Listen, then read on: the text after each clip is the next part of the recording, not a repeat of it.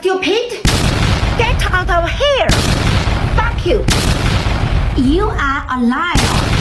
I hate you! When I'm not out making copious amounts of money, driving my 2008 Saturn Vue XR with a broken windshield and fucking hot men and women, and non-binary individuals call this dick the woke agenda the way it gets into everything, I'm sitting in my room fighting incels online as to why having 2 women kiss for 3 seconds in Buzz Lightyear isn't the collapse of Western civilization. I wonder, I dwell and I ponder, why does such a loving and embracing community have so much opposition simply due to the fact that they like who they like? Simple answer, people are dumb. Long answer, this. There.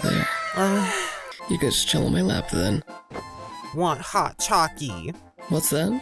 You want some hot cocoa? But I'm getting ahead from myself. Sorry, gay shit on the mind. I'm getting ahead of myself.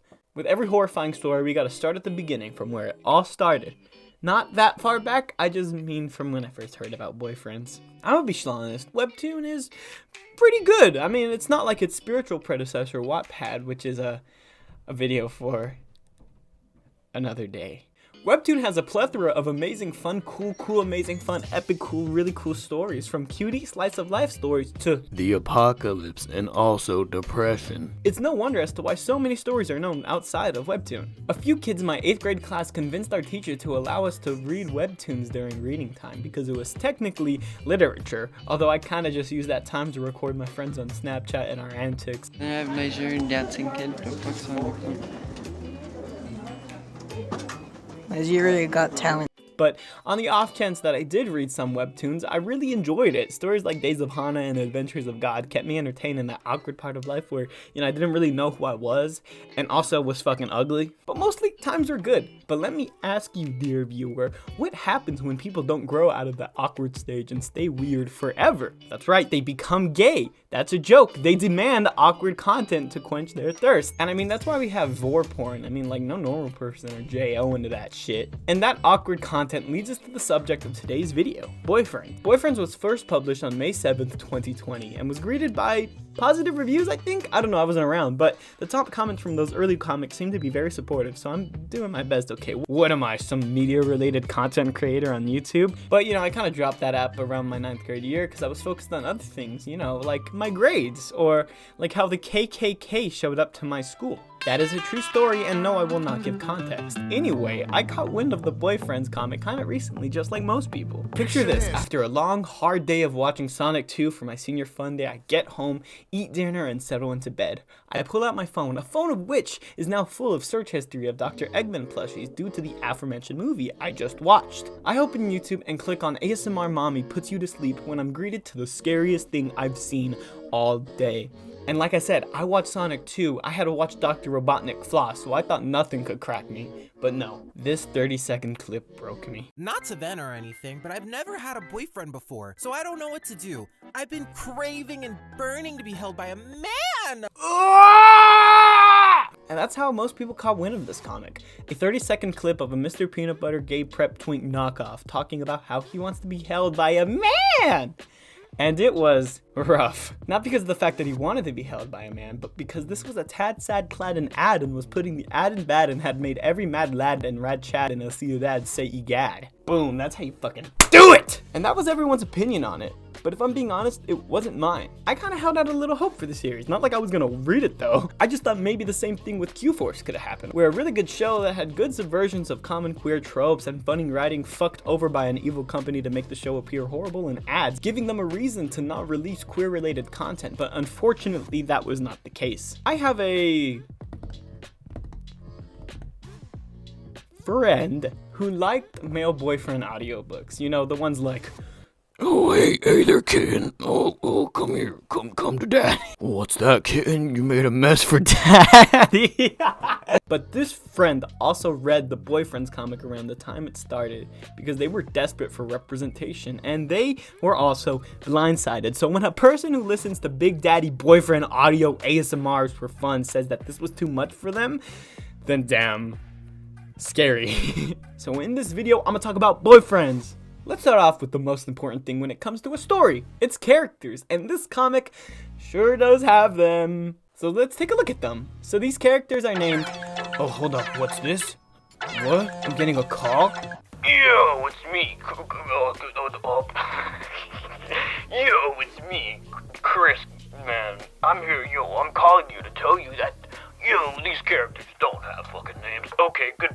Oh, okay. These characters don't have a name. Cool. They're... pictures that match.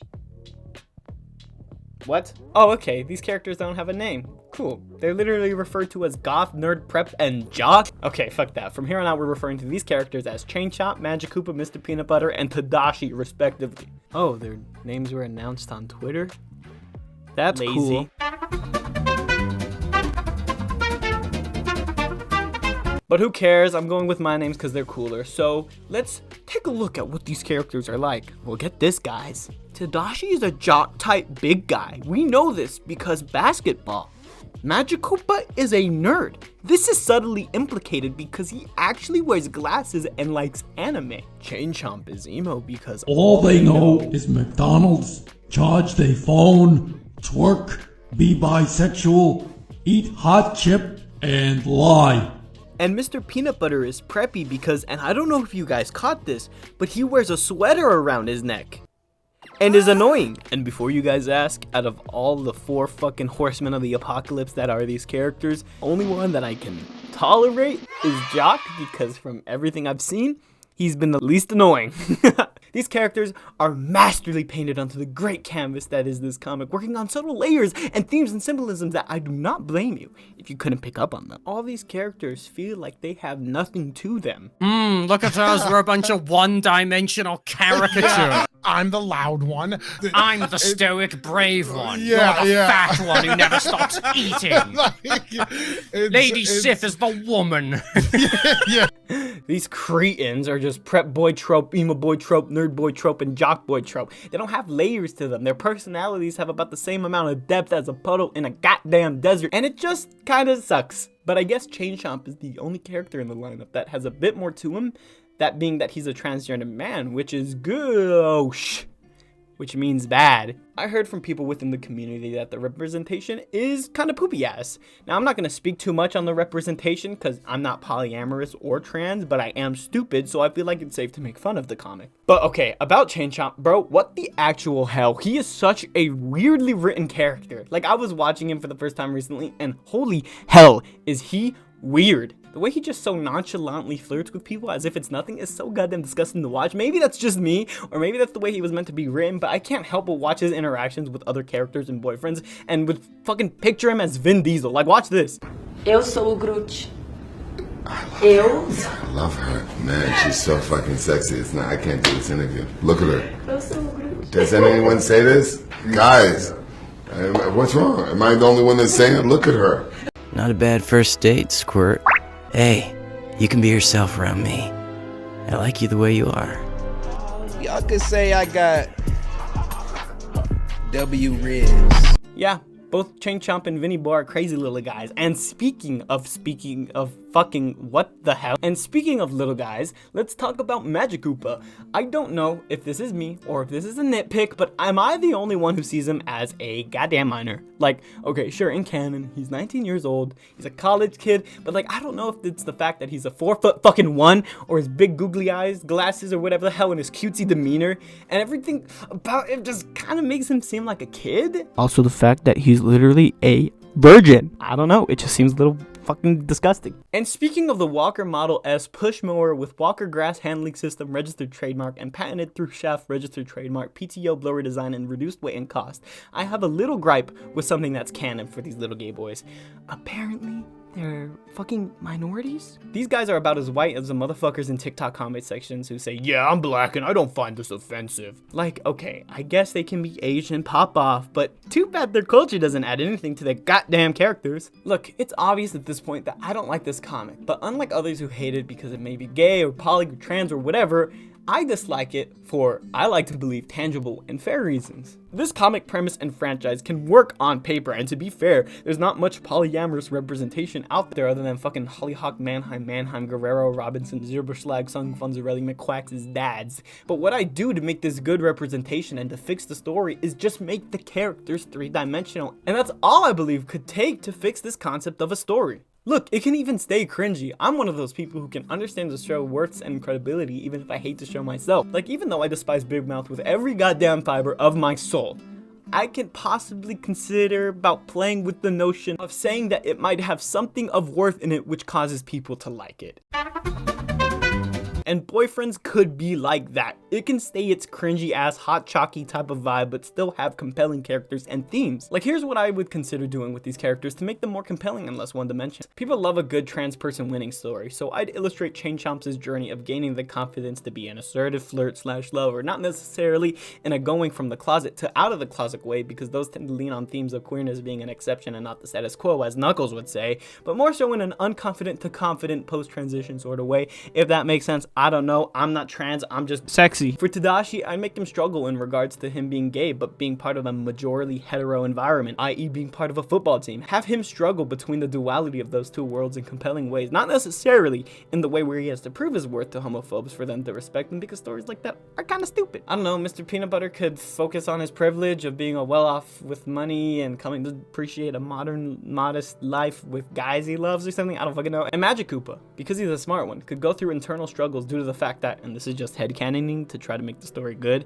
his parents raised him to always succeed and never disappoint them, which led to burnout and stress. If these characters or story beats were true in canon, then these would not only make the characters tolerable and relatable, but would give them a thematic reason as to why they're in a polyamorous relationship. A relationship that would act as a solid foundation of comfort and support for one another, and not just a vessel for sex, ooh, sex, like the story currently is. And with all that said, guys, I'll see you in the next video. Wait! Thought you could get away, huh? End the video on a high note about boyfriends? Well, no, you're not. I found shit too big to not talk about in this video that would be a disservice not to mention. I literally stopped in the middle of my editing process the day before Thanksgiving. Instead of spending time with my family and making pies and shit, I'm here talking to you all about the things I just found. While editing this video, I was looking around on the internet for images and videos to use, and I got around to this part of the video and was greeted by positive reviews, I think? I don't know, I wasn't around, but the top comments from those early comics seemed to be very supportive. And looking for those good reviews, I went onto Webtoons and found stuff that kinda sent me through a rabbit hole. I found out that instead of being released on May 7th, 2020, like all of my sources were saying, the website stated that their first episode was released on April 19th, 2021. And all the comments were saying stuff like, I'm glad it's back. And unlike the bitches who believe that the Mandela effect is a real thing and that they can never be fucking wrong and that we have to be teleported into a new goddamn dimension that Witch Boyfriends was released way later and not in May of 2021, I accepted that I could be wrong, like every normal human being should. So I did a little digging and found out that it wasn't originally published to Webtoons Original, but to a service called Tapas, and also to Webtoon Canvas on May 7th, 2020, the original date. Then later announced on January of 2021 was the fact that it would be moving onto a Webtoons Originals and was re-released on April 19th, 2021. Now, this information was almost enough for me to want to at least go back in editing and have me say that, but given that I'm lazy, I was probably just going to do something like this. So all that being said, I still needed to find comments praising this comic upon release when I found something more interesting. What's this? Suck My Fat Balls is saying the creator is weird and hates black people? He sounds smart, better listen. Maybe I should look up if the creator is weird. And in doing so, I found out, in fact, that the creator is weird. So what I do know for sure is just like every content creator's favorite pastime, Refrain Bo tweeted and admitted to saying the N-word. Now, hot take guys, I know this is a pretty unpopular opinion to say, but I think we should all be able to understand the fact that we should not say that word unless we are black. Now, I want to give this story in full context, not that giving the context to a story can excuse a non-black person's use of the N-word, but Refrain Bo was 14 and is a non-English as a first language speaker. And just for context, he's 24 now. Now, I don't know about you, but back when I was 14, I wasn't saying the N-word. I was making fun of Logan Paul for filming a dead goddamn body in a forest, which is why I don't really ever give any merit to the argument of, oh, he was 14. But in regard to the fact that he didn't speak English as a first language, I can kinda see the justification there. Hearing that word used in pop culture and music, lost in translation is that word. And also lost through translation are its meaning and weight and history. Which is why I could see how that could happen. But I'm not black, I'm Latino, so I'm not gonna sit here on my throne and delegate if the usage of the N-word can be forgiven. I'm just giving my thoughts. And speaking of thoughts, we all got those dirty thoughts here and there. We sometimes have that fantasy of some celebrity bethumping us. But what happens when you have that fantasy and the ability to draw them? Make BTS porn for 4 straight years, of course. Stupid. From the years of 2014 to 2018, Refrain Bo has made several NSFW porn comics of the members of BTS. Now, that in and of itself is pretty fucked. Making porn comics or artworks of real life people is a gross and disgusting breach of their consent. Like, for real, how would you feel one day if you're scrolling through the internet and see something disgusting of your mom? I mean, I guess Gumball would know the feeling. Mom? I've prepared something special for you all. Here is a little peek. I'm not so Ramen! Are you sleeping, you fat fuck? Come on! But again, that's fucked. But here's where it gets illegal.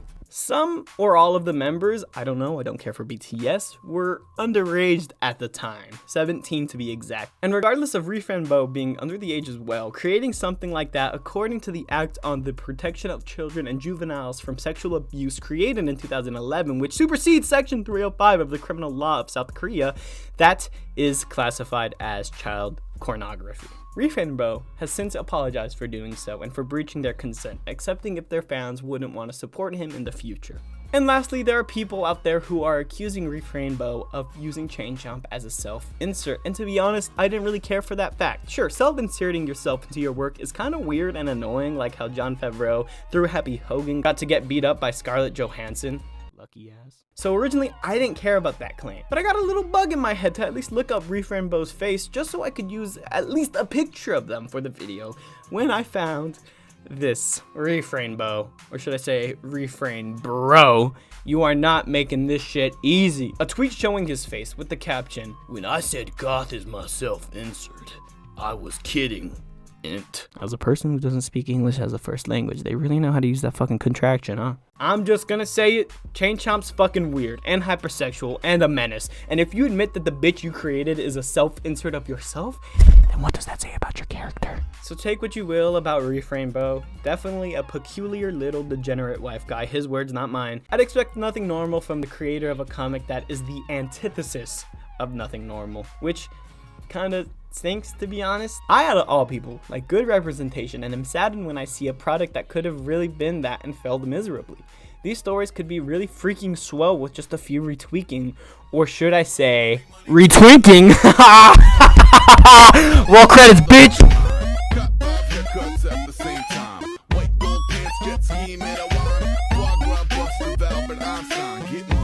Money at my motherfucking mouth.